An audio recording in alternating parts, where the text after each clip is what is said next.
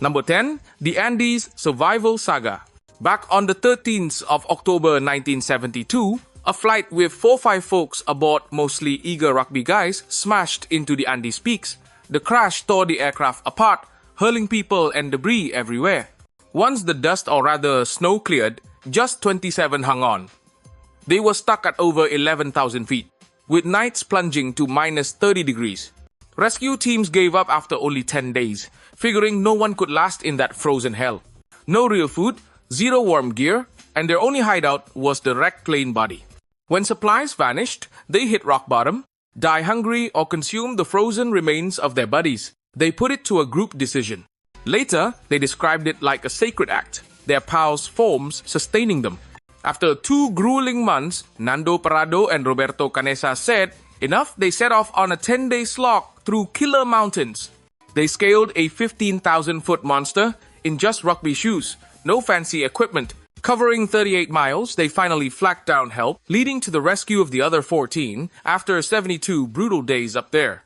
Talk about beating impossible odds, right? Number 9. The guy who outsmarted a grizzly. Flash to 1823, where Hugh Glass is out hunting in South Dakota's wilds and runs smack into a mama bear with her babies. She mauls him, bad shatters his leg, claws his back open, gashes his throat, treats him like a rag doll. His ribs poke through the tears and his scalp dangles like a bad wig. The group's boss assigns 2 dudes to stick around until he kicks it and bury him right. But they freak over nearby tribes, ditch him and swipe his gun, blade and kit, leaving him helpless. Glass comes to, spots the betrayal, and vows to drag his broken self 200 miles to the closest outpost. Leg busted, rib showing, half gone already. To fight rot, he flops on decaying wood, so larvae munch the dead bits. This nightmare drags on 6 weeks, crawling, scavenging scraps, defying death. He reaches safety and plots payback on those deserters.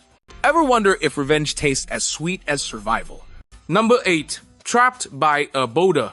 In 2003, Aaron Ralston's solo canyon trek turns deadly when an 800-pound rock slips, crushing his right arm against the wall. First day, he hacks at it with his tiny knife, rigs makeshift levers from his rope's zilch. By day 3, water's gone, so he sips his own waste to cling on. He etches his name, birth date, and guest end date into the stone, films farewells for loved ones. Then, a hallucination hits, a kid, his unborn son, racing toward him. That sparks the grim plan. With a crappy multi-tool's dull edge, he starts self-surgery. Blade too weak for skin, so he snaps his bones first using the rock as leverage. Over an hour, no painkillers, no real instruments, he slices flesh, severs muscles and tendons, yanks nerves with pliers. Freed at last, he rappels 65 feet down, staggers 6 miles across scorching sand, arm gone, blood pouring, thirst raging. Choppers scoop him up mere hours from the end. Makes you rethink that next hike, huh? Number 7. Alive at ocean's depths. Harrison O'Kane snaps awake in pitch-black, icy water lapping his chest, sealed in a tiny air gap deep underwater. He was the cook on the Jascon 4 tug when a rogue wave flips it. The boat sinks 100 feet fast, most crew don't stand a chance. Harrison's in the head when chaos hits, trapping him in that bubble. Salt water stings like fire on his flesh. Through the hull, he hears sea life feasting on his fallen mates. He lasts 60 hours down there, sipping stray Coke cans to survive. Depth pressure, chill, oxygen drain any should have finished him. Divers show up expecting corpses. Instead, his hand grabs theirs. Another 60 hours in a pressure tank saves him from bursting. That pocket, a few more tilts, and it vanished. Luck or miracle, what do you call that? Number 6. Double Atomic Survivor.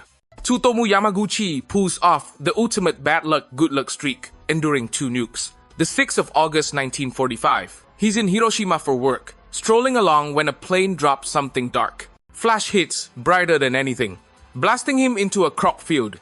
Left side scorched, ears blown, sight temp gone. Next day, hurting bad, he boards a train home to Nagasaki. At the office August 9, he's recounting the Hiroshima horror to his skeptical boss. Mid-chat, that eerie flash repeats the second bomb. He lives through it again. Radiation overload, that fry most twice. Yet, he hits 93. Japan only certifies his double status in 2009. He passes a year on. Ever think life's scriptwriter has a twisted sense of humor? Number 5. Lightning's favorite target. Park Ranger Roy Sullivan gets zapped by boat 7 times and walks away each round. Starts in 1942. He's in a rodless tower. Strike torches it, chars his legs. 1969. Driving zap through the window. Brow singed, out cold. 1972. Station hit, sets his hair ablaze. Douses it with a soggy cloth. 1973. He swears the storm chases his truck, nails him anyway. More in 1970, 76, 77. Folks dodge him in bad weather, calling him a magnet. He totes water cans, ready for fiery locks. After dodging nature's fury sevenfold, he dies in 83, not from sparks, but his own gun. Ironic end for a guy who couldn't shake the sky's wrath, don't you think? Number 4. Skyfall. Over the Amazon. You're cruising above the Amazon when lightning zaps your plane. Smoke chokes the air, craft shreds mid-flight. You tumble 10,000 feet, seat-belted toward thick jungle. This nightmare strikes 17-year-old Juliani Kepke on Christmas Eve, 1971. Her flight with mom gets struck, disintegrates, 91 others perish, but not her. 2-mile drop, seat as crew chute, trees cushioning the crash. She wakes strapped in, jungle floor, with a snapped collarbone, arm gash, puffy eye. 11 days wandering, recalling dad's zoologist wisdom. Trail water, downstream. Battles, rot. Larvae in wounds. Finds a skiff and gas, douses sores to kill bugs like dad did for their pup. Loggers spot her, haul her out. Survival tip from a pet? Who knew? Number 3. Skull-pierced railroad worker. Phineas Gage is blasting railroad holes in 1848. Packing powder with a 3-foot iron bar. September 13, spark jumps early rod rockets through his face, under cheek, out the skull top. Things bowling ball heavy, lands 80 feet off, slick with gore and grey matter. But Gage, awake, chatting, strolls to a wagon for Dogtown. Doc shows, Gage quips, plenty of work here for you. Lives 12 more years, body mends, but mind? Rod wrecks his frontal lobe personality, HQ. From chill and steady to ragey, reckless, jobless. Pals say he's no longer Gage. Brain damage, flips the switch, ever ponder how fragile you really is. Number 2. 33, 000 foot freefall. In 1972, attendant Vesna Vulovic is at cruising altitude when her jet blows up. No chute, she plummets in freezing air. Pinned to a snack trolley and a fuselage chunk, it crashes into snowy peaks. Slope angle, fluff, branches break the drop. She shatters, skull cracked, spine snaps, pelvis crumbles, ribs bust, legs wrecked. Coma lasts 27 days. But she revives, relearns steps, craves flying gigs, airline desk, her instead. Survival hacks. Low BP keeps vessels intact on hit. Limp body absorbs, jolt like a tipsy tumble. Tense up and you're done.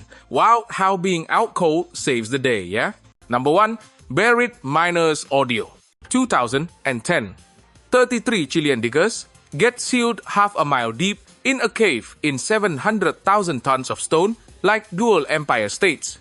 They cram into a 30-man refuge for what should have been 48 hours, stretches to 69 days. Rations for 2 days, feed 33 over months. 2 tuna scoops, milk gulp, cookie bit every other day. Heat hits 85, humidity 90, fungus gnaws skin. Some drop 40 pounds. 17 days blind to the surface, a probe breaks through. They note back, all 33 good in shelter. Rescue? NASA crafts a tight pot. Each squeezes up a slim tube 15 minutes. Panic? Stuck forever. All emerge after hellish conditions. Now, elevators trigger freakouts for many, but they're breathing. Against all bets, post-collapse. Woo, those tales chill the spine. What's your wildest survival fear? Drop it in the comments, maybe it's heights, depths, or something weirder. Let's chat.